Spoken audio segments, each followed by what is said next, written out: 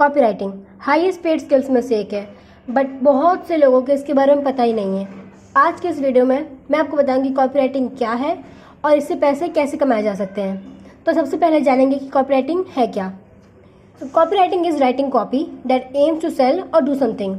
आसान लैंग्वेज में ऐसे कह सकते हैं कि कॉपीराइटिंग एक कुछ ऐसे वर्ड्स को लिखना है या फिर कुछ ऐसी कॉपी लिखना है जो किसी दूसरे पर्सन को परसुएड करे कोई सामान खरीदने के लिए या फिर कोई एक्शन लेने के लिए। वो एक्शन कुछ भी हो सकता है, जैसे किसी की लिंक पे क्लिक करना या कोई चीज़ परचेज करना। सिंपल लैंग्वेज में अगर और समझाएं तो selling with words is copywriting. Now everything you see is copy. इस पॉइंट को समझने के लिए हमें समझना पड़ेगा कि कितने टाइप की कॉपी होती हैं। सो बेसिकली दो टाइप की कॉपी होती हैं, ट्रेडिशनल और डिजिटल। ट्रेडिशनल कॉपी वो पुरानी टाइप की कॉपी होती है जो पहले चलती थी, जब डिजिटल इतनी ज़्यादा फेमस नहीं थी। ट्रेडिशनल कॉपी में आती है magazine, banner, billboards, TV ads और रेडियो एड्स। तो ये हो गई ऑफलाइन कॉपी जो हम नॉर्मली अपनी डेली लाइफ में देखते हैं। बट ये है डिजिटल कॉपी जो ज़्यादा डिजिटल फॉर्म में मिलती है, जैसे कि वेबसाइट्स, ईमेल्स जो हमें रोज़ मिलते हैं, product description, ad copy, social media copy जो देखने को मिल जाएंगे ऐसी यूट्यूब टाइटल पे या फिर इंस्टाग्राम कैप्शन पे, और ई बुक्स। ये सभी फॉर्म्स हैं डिजिटल कॉपी के। अगर किसी बिगनर को इन दोनों में से अभी कॉपीराइटिंग शुरू करनी होगी तो फॉर श्योर डिजिटल कॉपी चुनेगा, क्योंकि वो ज़्यादा आसान है और ज़्यादा स्केलेबल भी है। तो ये था कॉपीराइटिंग के बेसिक्स। अब जानेंगे कि मैंने कॉपीराइटिंग कैसे पढ़ी। तो कॉपीराइटिंग पढ़ने के लिए कुछ स्टेप्स को फॉलो करना होगा। उनमें सबसे पहला स्टेप है मेंटर चूज़ करना।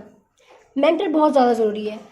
ये तो मार्केट में बहुत सारे मेंटर्स मिल जाएंगे, बट जो मेंटर्स मुझे लगते हैं सबसे ज़्यादा बेस्ट है इस फील्ड में, उनमें सबसे पहले है निंगली, जो बेस्ट है कॉपीराइट करवाने में, mainly long form copy right कराने में।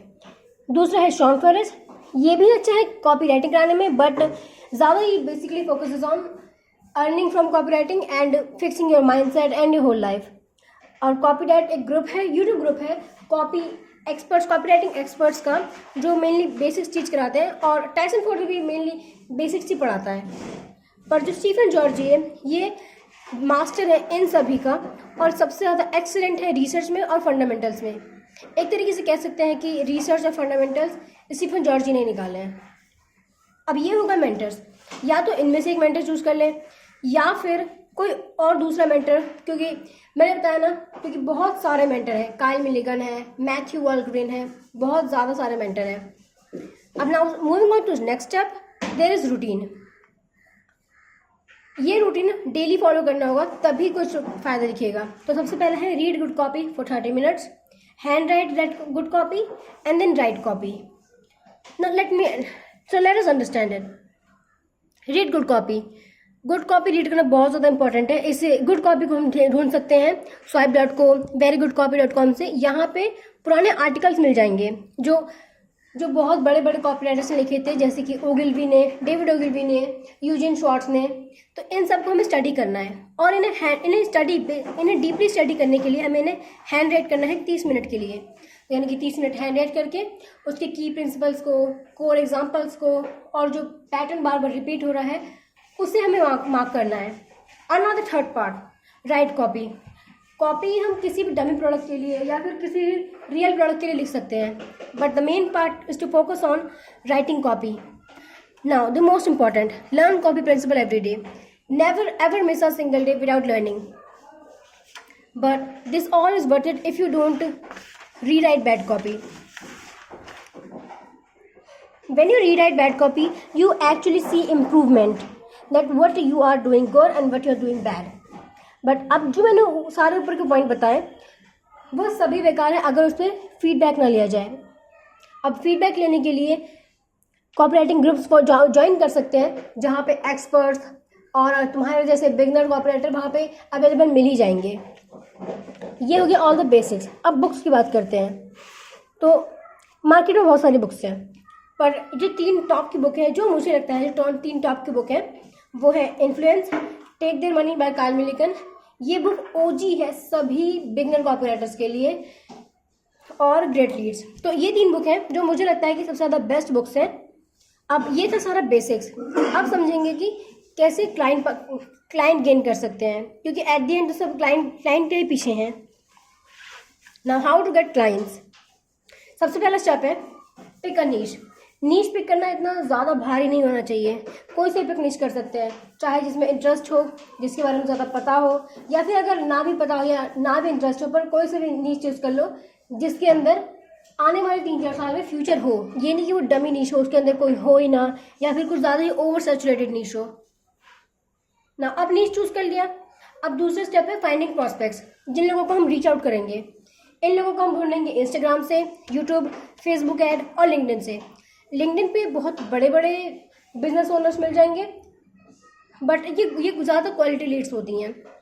अब इन लोगों की लिस्ट बना लेनी है। अब लिस्ट तो बन गई, अब इन लोगों को हम रीच आउट करेंगे, आउटरीच करेंगे, ये देखने के लिए कि वो हमारी सर्विसेज में इंटरेस्टेड हैं या नहीं। इन्हें हम बेसिकली रीच आउट करेंगे ऐसे कि या तो उनकी प्रॉब्लम बताएंगे, या तो उनकी हमें प्रॉब्लम बताएंगे, उनकी प्रॉब्लम को एक्सप्लेन करेंगे, या फिर हम और भी वेज दे सकते हैं। अब कुछ वेज मैंने यहाँ पे ये किए हैं। पहला है लूम वीडियोज़ उन्हें सेंड करना, एक छोटी सी 3-4 मिनट की एक वीडियो बनाना जहाँ पर आप उन्हें बताओगे कि आपकी वेबसाइट में ये दिक्कत है, या फिर ये चीज़ इंप्रूव की जा सकती है, या फिर इस वजह से ट्रैफिक नहीं आ पा रहा है। तो ये हो गई लूम वीडियोज़। अब दूसरा है अपवर्क। अपवर्क सबसे ज़्यादा मोस्ट डायरेक्ट वे है। यहाँ पे भी बहुत सारे कॉपीराइटर्स हैं और बहुत से लोग को लगता है कि अपवर्क ओवर सैचुरेटेड है, बट ऐसा कुछ नहीं है, क्योंकि you are doing it for your own, आप भी खुद के लिए कर रहे हो। तो अगर आप उसमें बेस्ट हो तो आप उसमें कर सकते हो। Now the third is video intro DM.